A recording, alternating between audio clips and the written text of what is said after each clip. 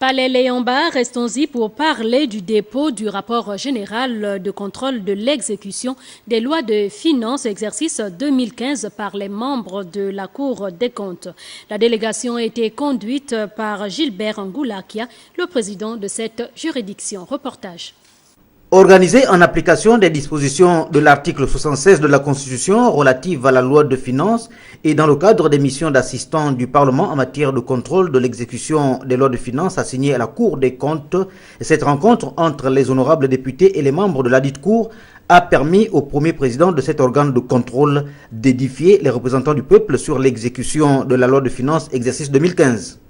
Arrêté initialement à 2289,7 milliards de francs CFA en recettes et à 2331,1 milliards de francs CFA en dépenses, puis ramené à 1833,8 milliards de francs CFA en recettes et à 2068,5 milliards de francs CFA en dépenses, la loi de finances rectificative. Le budget de l'exercice 2015 a été exécuté à hauteur de 3113,9 milliards de francs CFA en recettes et 3016 milliards de francs CFA en dépenses, soit un excédent budgétaire de 97,9 milliards de francs CFA.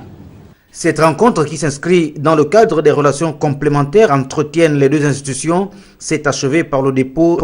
Le document permettra aux honorables députés d'avoir des éléments d'appréciation crédibles dans le cadre de l'examen et du vote de la loi de règlement exercice budgétaire 2015.